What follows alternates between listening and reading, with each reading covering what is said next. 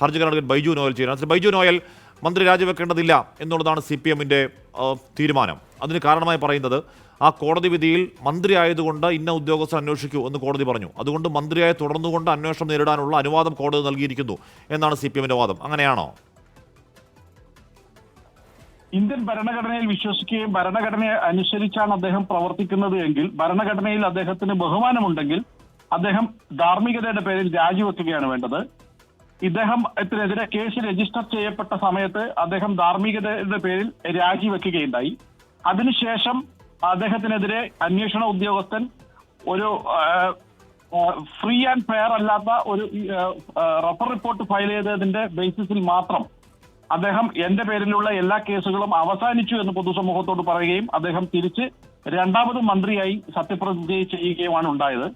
അതിനുശേഷമാണ് ബഹുമാനപ്പെട്ട കേരള ഹൈക്കോടതിയുടെ ഇന്നലെ ഉണ്ടായ വിധിന്യായത്തിൽ അദ്ദേഹത്തിന് വീണ്ടും ഒരു അക്യൂസ്ഡ് എന്നുള്ള സ്റ്റാറ്റസിലേക്ക് അദ്ദേഹം തിരിച്ചു വരികയാണ്. അദ്ദേഹം ആദ്യം കേസ് രജിസ്റ്റർ ചെയ്ത സമയത്ത് അദ്ദേഹം അക്യൂസ്ഡ് ആയിരുന്നു. ഇപ്പോഴും അദ്ദേഹം അക്യൂസ്ഡ് ആണ്. ആ പഴയ സ്റ്റാറ്റസിൽ തന്നെ അദ്ദേഹം നിൽക്കുകയാണ്. അന്ന് ഉണ്ടായിരുന്ന അതേ ധാർമ്മികത തന്നെ അദ്ദേഹത്തിന് ഇപ്പോഴും ഉണ്ടെങ്കിൽ അദ്ദേഹം ഈ കേരളത്തിലെ പോലീസ് അന്വേഷിക്കുന്ന ഈ ക്രൈംബ്രാഞ്ച് ഇൻവെസ്റ്റിഗേഷൻ നടക്കുന്ന സമയത്ത് അദ്ദേഹം ഒരു മന്ത്രിയായി തുടരുന്നത് നീതിക്ക് നിരക്കുന്ന ഒരു കാര്യമല്ല. അതുകൊണ്ട് അദ്ദേഹം മന്ത്രിസ്ഥാനത്ത് നിന്ന് മാറി നിന്ന് ഈ അന്വേഷണത്തെ നേരിടുകയാണ് വേണ്ടത്. താങ്കൾ ആവശ്യപ്പെട്ടത് CBI അന്വേഷണമാണ്. പക്ഷേ സംസ്ഥാന സർക്കാരിന് തന്നെ മറ്റൊരു ഏജൻസി അന്വേഷിക്കട്ടെ എന്ന് കോടതി പറയുന്നതിലൂടെ സംസ്ഥാന സർക്കാരിന്റെ ക്രമസമാധാന നിലയിലുള്ള വിശ്വാസം കോടതി രേഖപ്പെടുത്തുകയാണ് എന്നുകൂടി CPM പറയുന്നു. ഒരു വാദത്തിന് ശരിവെക്കുന്നുണ്ടോ അങ്ങ്? ശരിവെക്കാൻ കഴിയില്ല. കാരണം ഇന്റഗ്രേറ്റഡ് ആയിട്ടുള്ള ഒരു ഉദ്യോഗസ്ഥൻ കേസ് അന്വേഷിക്കണമെന്നാണ്. ഇന്റഗ്രിറ്റി ഇല്ലാത്ത ഉദ്യോഗസ്ഥന്മാരും കേരള പോലീസിൽ ഉണ്ട് എന്നും കേരള പോലീസിനകത്ത് ഇന്റഗ്രിറ്റി ഇല്ലാത്ത ഒരു ഓഫീസറാണ് വാസ്തവത്തിൽ ഇത് അന്വേഷിച്ചത് എന്നുമുള്ള ഒരു പരോക്ഷമായ സൂചനയാണ് അതിൽ നിന്ന് പറയുന്നത്. അതുകൊണ്ടാണ് ഇന്റഗ്രിറ്റി ഉള്ള ഒരു ഓഫീസറെ കൊണ്ട് ഈ കേസ് അന്വേഷിപ്പിക്കണം എന്ന് പറഞ്ഞത്. അതിനകത്തൊന്നും നമുക്ക് മനസ്സിലാക്കാൻ പറ്റുന്ന ഒരു കാര്യം അതാണ്. അല്ലെങ്കിൽ സാധാരണഗതിയിൽ ഇന്റഗ്രിറ്റി ഉള്ള ഒരു ഉദ്യോഗസ്ഥനെ കൊണ്ട് കേസ് അന്വേഷിപ്പിക്കണം എന്ന് എടുത്തു പറയേണ്ടുന്ന ഒരു കാര്യമില്ല. എല്ലാ ഉദ്യോഗസ്ഥർക്കും ബൈജു നോയൽ ഇവിടെ ആ കോടതി ഉത്തരവിൽ തന്നെ ഏത് രീതിയിലാണ് മന്ത്രി സജി ചെറിയാൻ അനുകൂലമായി ആ കേസ് അട്ടിമറിക്കപ്പെട്ടത്? കേസിന്റെ പ്രാഥമികമായി സമർപ്പിക്കേണ്ട ഈ പറയുന്ന ഫോറൻസിക് പരിശോധന, അല്ലെങ്കിൽ മറ്റേ CCTV പരിശോധന, അല്ലെങ്കിൽ പെൻഡ്രൈവ് പരിശോധന, അതിന്റെ അന്തിമ ഫലം വരാതെ വെച്ച റിപ്പോർട്ടിനെ പറ്റിയൊക്കെ ആ ഉത്തരവിൽ തന്നെ പറയുന്നുണ്ടല്ലോ. മന്ത്രി സജി ചെറിയാൻ മന്ത്രിസ്ഥാനം തുടർന്നുകൊണ്ട് ഈ ക്രൈംബ്രാഞ്ച് അന്വേഷണം തുടരുകയാണെങ്കിൽ താങ്കൾ ഭയക്കുന്നത് എന്താണ് Shri Baiju Noel?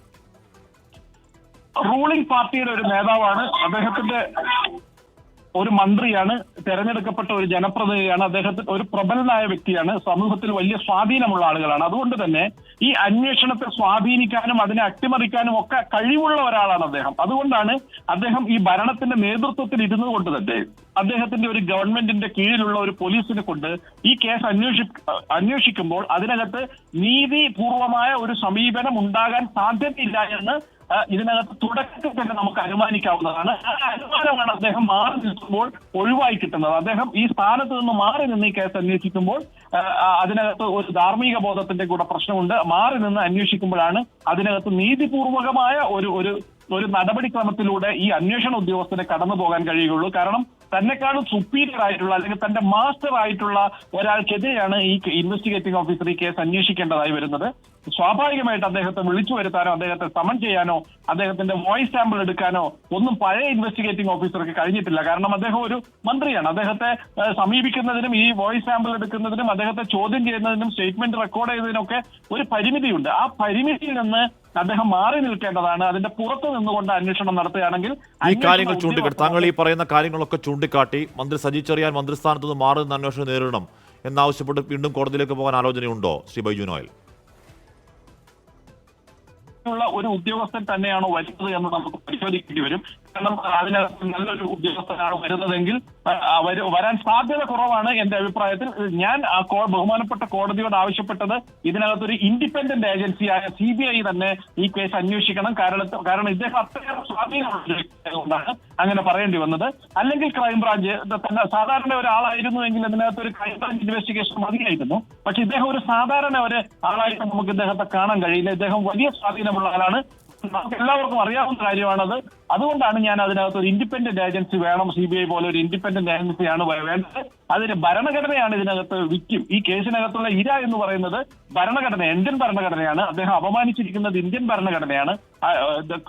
Constitutional courts ഒക്കെ ഈ പറയുന്ന ഭരണഘടനയുടെ ഗാർഡിയനാണ്, കസ്റ്റോഡിയനാണ്. അപ്പൊ കോടതി അതിനകത്ത് ഈ കേസിനെ അത്ര തീരെ നിസ്സാരമായിട്ട് കാണുന്നില്ല എന്നുകൂടെയാണ് ഈ ഓർഡർ, ഈ കഴിഞ്ഞ ദിവസം വന്ന ഉത്തരവിൽ നിന്ന് മനസ്സിലാക്കാൻ കഴിയുക. അത് വളരെ വ്യക്തമായ ഉത്തരവ് പറയുന്നുണ്ട്. അഡ്വക്കേറ്റ് ബൈജു നോയൽ ഈ കേസിൽ ഹർജിക്കാരനാണ്. നന്ദി ശ്രീ ബൈജു നോയൽ.